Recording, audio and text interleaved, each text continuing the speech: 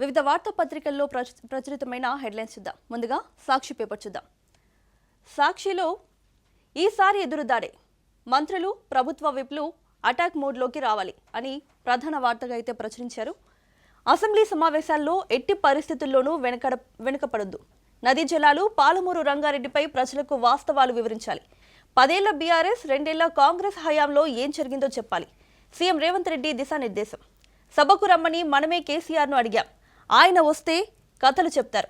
ఆ కథలే వాస్తవాలని ప్రజల్ని నమ్మించే ప్రయత్నం చేస్తారు. అలా జరగడానికి వీల్లేదు. అందరూ నోట్స్ తయారు చేసుకుని చర్చల్లో పాల్గొనాలి. బీఆర్ఎస్ అబద్ధాలను తిప్పికొట్టాలి. ప్రతి ప్రశ్నకు సమాధానం ఇవ్వాలన్న సీఎం, ఎవరూ గైర్హాజరు కావద్దని సూచన. సీఎం రేవంత్ రెడ్డి మంత్రులకు, ఎమ్మెల్యేలకైతే ఈ విధంగా వివరించారు. అసెంబ్లీ సమావేశాలకు ప్రతి ప్రశ్నకు కూడా సమాధానం ఇవ్వాలని, ఎవరు కూడా గైర్హాజరు కావద్దని అయితే ఇక్కడ చెప్పడం జరిగింది. కృష్ణా నదీ జలాల పంపిణీ, పాలమూరు రంగారెడ్డి ప్రాజెక్టుల విషయంలో 10 ఏళ్ల పాటు అధికారంలో ఉన్న బీఆర్ఎస్, 2 ఏళ్ల నుంచి అధికారంలో ఉన్న కాంగ్రెస్ పార్టీల హయాంలో ఏం జరిగిందనే వాస్తవాలను అసెంబ్లీ వేదికగా ప్రజలకు వివరించాలని ముఖ్యమంత్రి రేవంత్ రెడ్డి తన మంత్రివర్గ సహచరులు, ప్రభుత్వ విప్లకు సూచించారు. వాస్తవాలు తమకి అనుకూలంగా ఉన్నందున ప్రజలకు ఆ వాస్తవాలను వివరించడంలో ఎట్టి పరిస్థితుల్లోనూ వెనుకపడొద్దని చెప్పారు. ఈసారి జరిగే సమావేశాల్లో అధికార పక్షంగా అటాక్ మోడ్లోకి రావాలంటూ దిశానిర్దేశం చేశారు. సోమవారం తొలి రోజు అసెంబ్లీ వాయిదా పడిన తర్వాత తన ఛాంబర్లో ఉప ముఖ్యమంత్రి భట్టి విక్రమార్క, మంత్రులు, ప్రభుత్వ విప్లతో ఆయన దాదాపు 35 నిమిషాల పాటు సమావేశమయ్యారు. శాసనసభలో వ్యవహరించాల్సిన తీరు, ప్రతిపక్షాలకు ధీటుగా ఇవ్వాల్సిన సమాధానాలపై మార్గదర్శనం చేశారు. విశ్వసనీయ సమాచారం ప్రకారం పాలమూరు రంగారెడ్డి, కృష్ణా నదీ జలాల పంపిణీ విషయంలో మనమే కేసీఆర్ను సవాల్ చేశాం. కృష్ణా నదీ జలాల పంపిణీ, పాలమూరు రంగారెడ్డి ప్రాజెక్టుల విషయంలో 10 ఏళ్ల పాటు అధికారంలో ఉన్న బీఆర్ఎస్ కావచ్చు, 2 ఏళ్ల నుంచి అధికారంలో ఉన్న కాంగ్రెస్ పార్టీల హయాంలో ఏం జరిగిందనే వాస్తవాలను అయితే అసెంబ్లీ వేదికగా వివరించాలని రేవంత్ రెడ్డి అయితే ఇక్కడ చెప్పడం జరిగింది.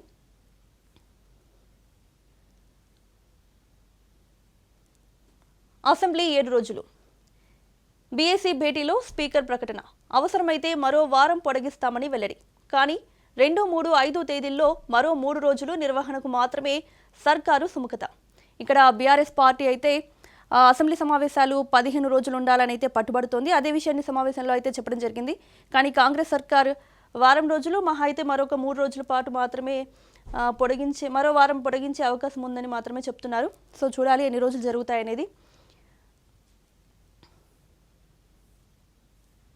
మీ చేతకాని తనంతోనే రాష్ట్రానికి నష్టం, దాన్ని దాచిపెట్టి మమ్మల్ని బద్నాం చేస్తారా? మంత్రి ఉత్తమ్ కుమార్ రెడ్డి. అబద్ధపు పునాదులపైనే బీఆర్ఎస్ రాజకీయం.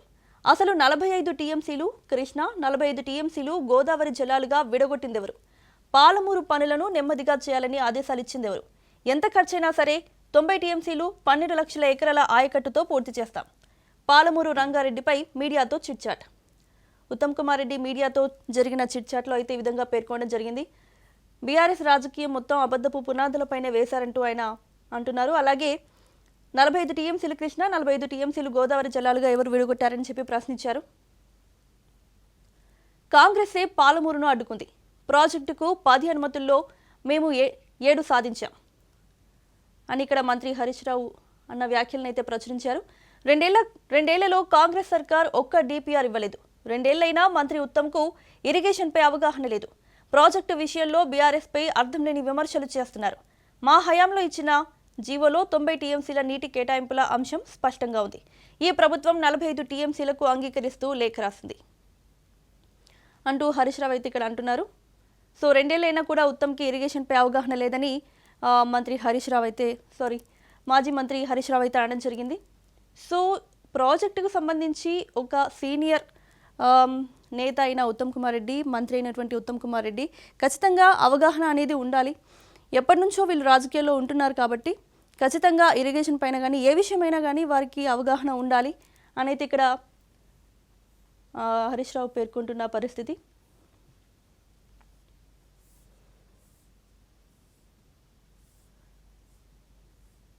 న్యాయానికి తొలిమెట్టు న్యాయవాదులే, ప్రజలకు న్యాయం అందించడంలో తొలిమెట్టు న్యాయవాదులేనని సుప్రీంకోర్టు న్యాయమూర్తి జస్టిస్ పిఎస్ నరసింహ చెప్పారు. సోమవారం న్యాయవాదులతో చర్చ కార్యక్రమంలో ఆయన పాల్గొన్నారు అంటూ ఒక ప్రధాన వార్త అయితే ఇక్కడ ప్రచురించారు. ఈఏపీ సెట్ కన్వీనర్గా ప్రొఫెసర్ విజయ్ కుమార్ రెడ్డి 2026-27లో నిర్వహించే ఉమ్మడి ప్రవేశ పరీక్షలకు ఉన్నత విద్యా మండలి కన్వీనర్లను నియమించింది. ఇంజనీరింగ్, అగ్రికల్చర్, ఫార్మసీ సెట్ కన్వీనర్గా JNTU H sector professor Vijay Kumar రెడ్డిని ఎంపిక చేసింది. అలాగే ఇంకొక విషాద ఘటన, అమెరికాలో రోడ్డు ప్రమాదం. అమెరికాలోని కాలిఫోర్నియాలో విహారయాత్రకు వెళ్లొస్తుండగా కారు లోయలో పడడంతో తెలంగాణకు చెందిన 2 యువతులు మృతి చెందారు. మృతులను మహబూబాబాద్ జిల్లాకు చెందిన భావన, మేఘనారాణిగా గుర్తించారు. సో ఈ 2 యువతులైతే అనుకోకుండా ప్రమాదంలో చనిపోయారు అమెరికాలో. ఫ్యూచర్ సిటీ తొలి సిపిగా సుధీర్ బాబు. ప్రభుత్వం కొత్తగా ఏర్పాటు చేసిన ఫ్యూచర్ సిటీ తొలి పోలీస్ కమిషనర్గా సుధీర్ బాబు నియమితులయ్యారు. మరో 3 ఐపీఎస్లు కూడా బదిలీ అయ్యారు. ఈ మేరకు సీఎస్ ఉత్తర్వులు జారీ చేశారు. సో ప్రభుత్వం కొత్తగా ఫ్యూచర్ సిటీ కమిషనరేట్ని ఏర్పాటు చేసింది. దానికి తొలి పోలీస్ కమిషనర్గా సుధీర్ బాబు అయితే నియమితులయ్యారు.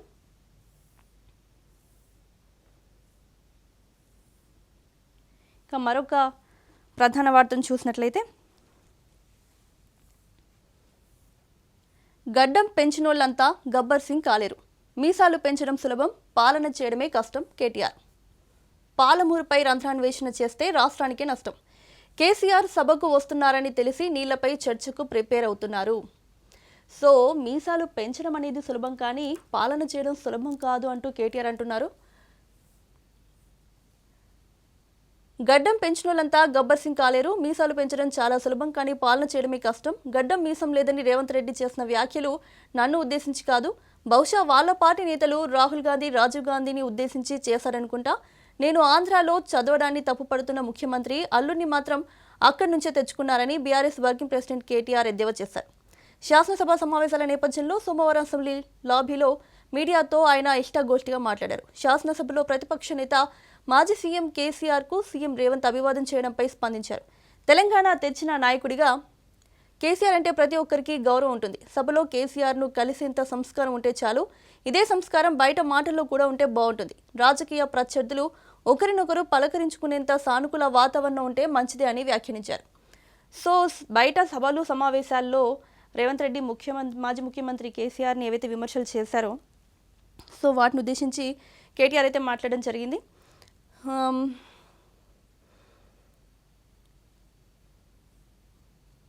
చంద్రబాబుకు కోపం వస్తుందనే పాలమూరును పడుకోబెట్టారు. ఏ ప్రభుత్వం అయినా తాగునీటి అవసరాల పేరుతోనే ప్రాజెక్టులు ప్రారంభించి అనుమతులు తెచ్చుకోవడం పరిపాటి. ఈ విషయాన్ని ఎవరూ అధికారికంగా బయటపెట్టరు. పాలమూరు ప్రాజెక్టులో రంధ్రాన్వేషణ చేస్తే రాష్ట్రానికి తప్ప రాజకీయంగా మాకు ఎలాంటి నష్టం జరగదు. కృష్ణా జిల్లాలో 299 టీఎంసీలు కొప్పుకుంది నాటి కాంగ్రెస్ ప్రభుత్వమే. పాలమూరు రంగారెడ్డి ప్రాజెక్టు పూర్తయితే కేసీఆర్కు పేరు వస్తుందని అంటూ ఇక్కడ మరొక వార్త అయితే ప్రచురించారు. కాళేశ్వరం ప్రాజెక్ట్ అంతా బాగానే జరిగింది, దాంట్లో రంధ్రాన్వేషణ చేస్తే మీకే రాజకీయ నష్టం తప్ప మాకు ఎట్లాంటి నష్టం లేదంటూ కేటీఆర్ అయితే ఇక్కడ మాట్లాడుతున్నారు. సో మరొక వార్త చూసినట్లయితే, మరొక పేపర్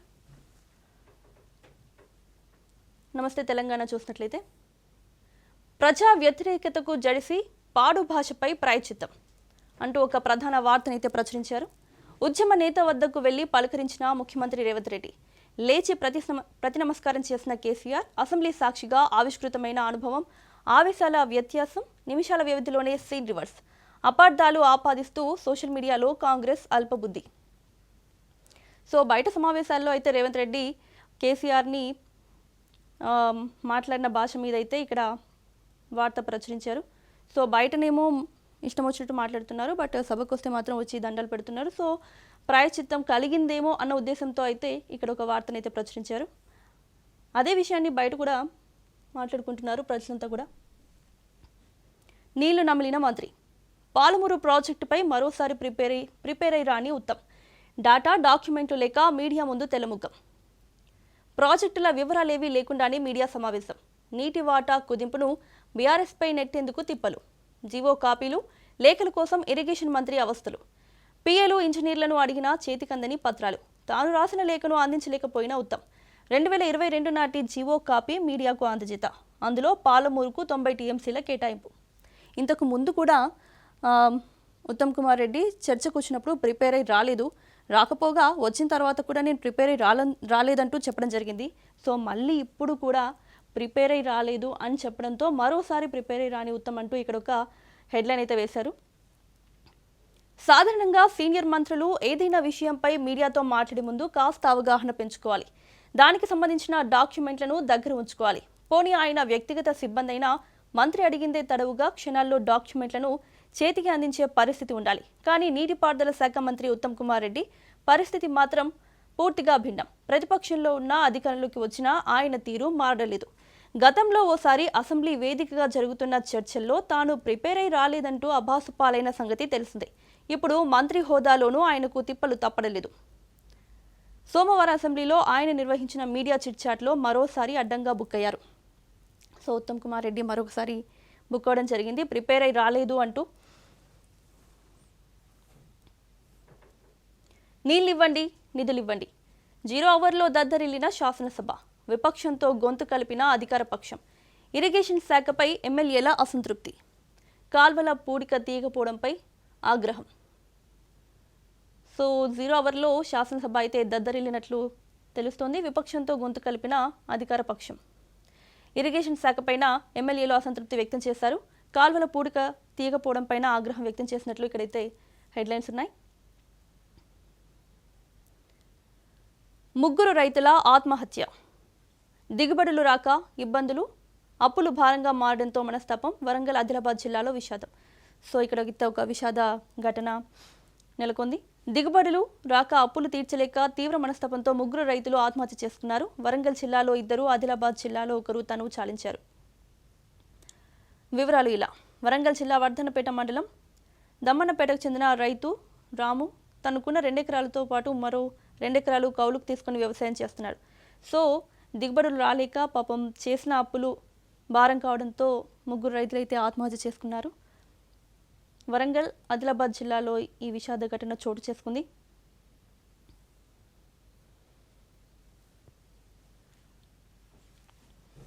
ప్రభుత్వాన్ని నమ్మి పంటను అమ్మి తప్పు చేసినాం. పంటను మార్కెట్కు తేవడమే మా తప్పు. క్షమించండి, వాపసు తీసుకుపోతున్నాం. ఆదిలాబాద్ జిల్లా బేలాలో మోకాళ్లపై కూర్చొని సోయా రైతుల వినూత్న నిరసన. కొన్న పంటను తిప్పి పంపడంపై ఆవేదన. సోయా పంటను అమ్మేసిన 2 రోజులకు నాణ్యత లేదంటూ తిప్పి పంపడాన్ని రైతులు అవమానంగా భావించారు. పంట కొనుగోలులో ప్రభుత్వ అసమర్థతకు నిరసనగా బేలా మార్కెట్లో సోమవారం ఇలా మోకాళ్లపై కూర్చొని చెవులు పట్టుకొని నిరసన తెలిపారు. సో పంటని కొన్న తర్వాత ప్రభుత్వం రైతుల నుంచి నాణ్యత లేదంటూ మళ్ళీ రైతులకి తీసుకున్న పంటని తిప్పి పంపడాన్ని దానికి నిరసనగా బేలా మార్కెట్లో అయితే రైతులు వినూత్నంగా నిరసన అయితే చేపట్టారు. మోకాలపైన కూర్చొని చెవులు పట్టుకొని అయితే మాది తప్పు మీకు అమ్మడం అంటూ నిరసన అయితే తెలియజేశారు. ఇక్కడ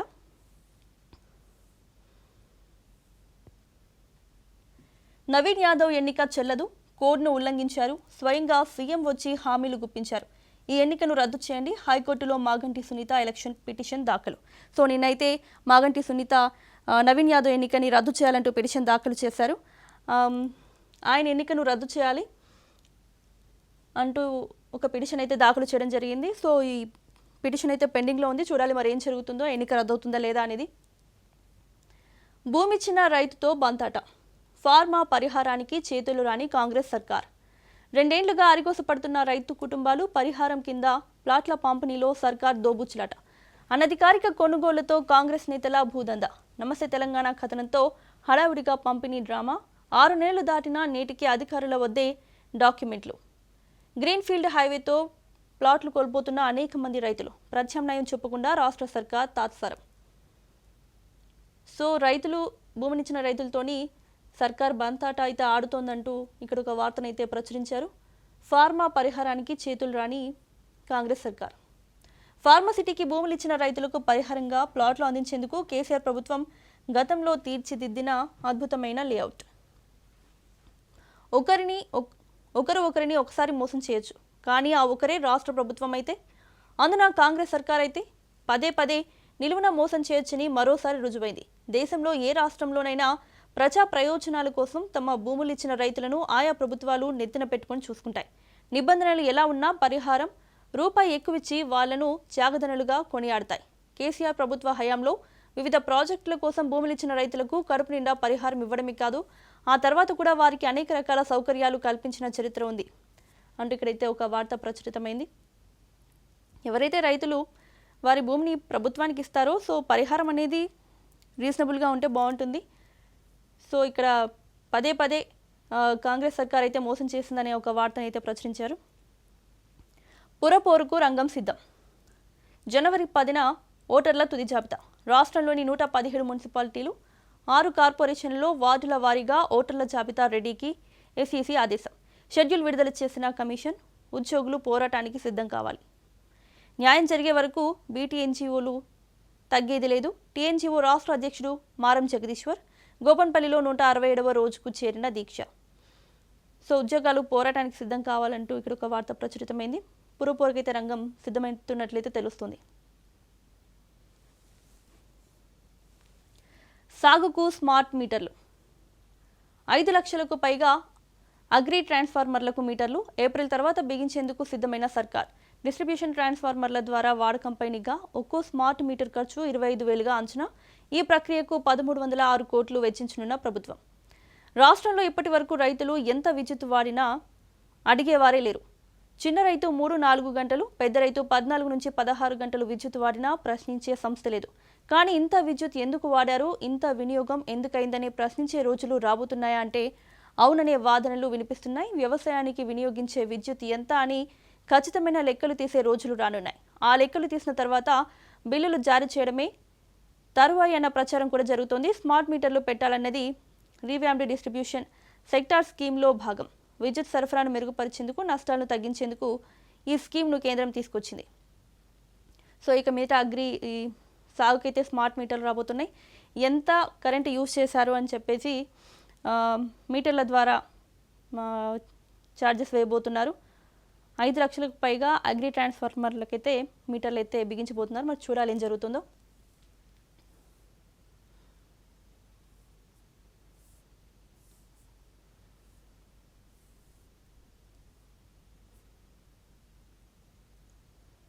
రైట్, ఇక వెలుగు పేపర్కి వెళ్తే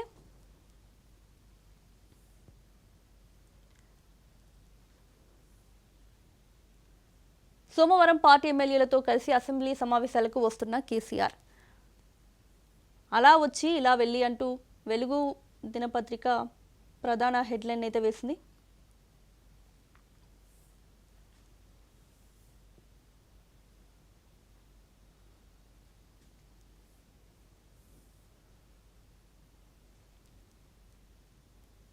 అసెంబ్లీ మీడియా పాయింట్. కేసీఆర్ మొక్కుబడిగా సంతకం పెట్టేందుకు వస్తున్నారు. 10 ఏళ్లు సీఎంగా ఉన్న కేసీఆర్ 2 ఏళ్లుగా మొక్కుబడిగా సంతకం పెట్టడానికే అసెంబ్లీకి వస్తున్నారు. సభ్యత్వాన్ని కాపాడుకోవడానికే అసెంబ్లీకి వచ్చి వెళ్లారు. చనిపోయిన వారికి నివాళులు కూడా అర్పించకుండా కేవలం 3 నిమిషాల్లోనే కేసీఆర్ అసెంబ్లీ నుంచి వెళ్లిపోయారు. ప్రజలు ప్రతిపక్ష హోదా ఇస్తే కేసీఆర్ అసెంబ్లీలో చర్చలో పాల్గొనలేదు. అసెంబ్లీలో చర్చలో పాల్గొనని కేసీఆర్కు ప్రతిపక్ష హోదా ఎందుకు, ఎమ్మెల్యే పదవి ఎందుకు? ప్రతిపక్ష హోదాలో అసెంబ్లీలో చర్చలో కేసీఆర్ పాల్గొనాలి. విప్ బీర్లా ఐలయ్య అయితే కేసీఆర్ గురించి అయితే ఈ విధంగా మాట్లాడడం జరిగింది. 10 ఏళ్లుగా సీఎంగా ఉన్నటువంటి కేసీఆర్ అసెంబ్లీకి వచ్చి ప్రతిపక్షంలో ఉన్న ఈ 2 ఏళ్ళు అసెంబ్లీకి వచ్చి ఏమీ మాట్లాడడం లేదంటూ ఆయన వ్యాఖ్యానించారు.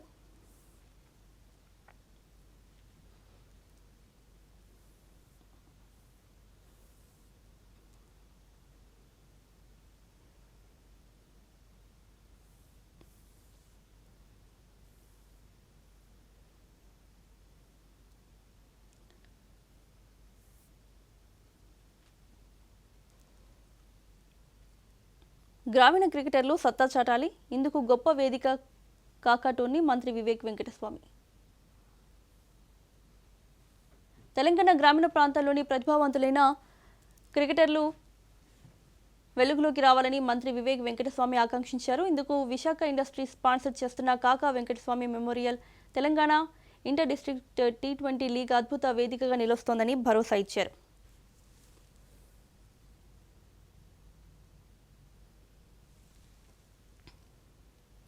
కేసీఆర్ ఉన్నది 3 నిమిషాలే. అధికారం కోల్పోయి ప్రతిపక్ష నేతగా మారిన తర్వాత 3వ అసెంబ్లీకి వచ్చిన కేసీఆర్ బీఆర్ఎస్ ఎల్పీలు ఎమ్మెల్యేలతో భేటీ అయ్యారు. ఆపై శాసనసభ ప్రారంభం తర్వాత జాతీయ గీతం ఆలాపన దాకా ఉన్నారు. అనంతరం దివంగత మాజీ ఎమ్మెల్యేలు రామరెడ్డి దామోదర్ రెడ్డి, కొండ లక్ష్మారెడ్డికి సంతాప తీర్మానాలను స్పీకర్ గడ్డం ప్రసాద్ చదువుతుండగానే అసెంబ్లీ నుంచి కేసీఆర్ వెళ్లిపోయారు. సభ ప్రారంభమైన తర్వాత 3 నుంచి 4 నిమిషాల పాటు మాత్రమే కేసీఆర్ సభలో ఉన్నారు. అసెంబ్లీ అటెండెన్స్ రిజిస్టర్లో సంతకం చేసిన అనంతరం సభ నుంచి వెళ్లిపోయిన కేసీఆర్ నేరుగా నందినగర్ నివాసానికి చేరుకున్నారు. కాగా తొలి రోజు అసెంబ్లీ సమావేశాలు, సంతాప తీర్మానాలు, 7 ఆర్డినెన్స్లకు సంబంధించిన బిల్లులు ప్రవేశపెట్టడం, 0 అవర్లో పలువురు సభ్యులు తమ నియోజకవర్గాల సమస్యలను ప్రస్తావించడంతో జనవరి 2కు వాయిదా పడ్డాయి. సో తొలి రోజు అయితే అసెంబ్లీ సమావేశాల్లో సంతాప తీర్మానాలు, అదేవిధంగా 7 ఆర్డినెన్స్లకు సంబంధించిన బిల్లులను అయితే ప్రవేశపెట్టడం జరిగింది.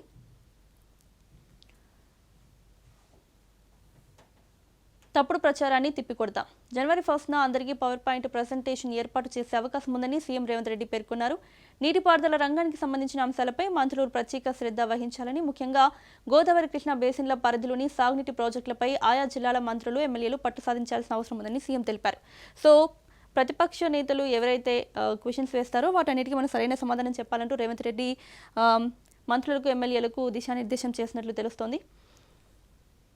బడ్జెట్ సమావేశాల వరకు కొత్త భవనంలో మండలి, పాత అసెంబ్లీలో మండలి పునర్నిర్మాణ పనులను పరిశీలించిన సీఎం సెంట్రల్ హాల్ నిర్మాణంపై ఇంజనీర్లు, అధికారులకు పలు సూచనలు అంటూ ఇక్కడ మరొక వార్తనైతే ప్రచురించారు.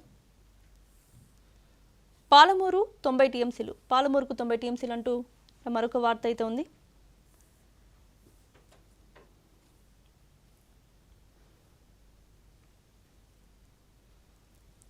సో ఇక ఇది వాళ్ళ వార్తల విశ్లేషణ. చూస్తూనే ఉండండి రాజ్ న్యూస్.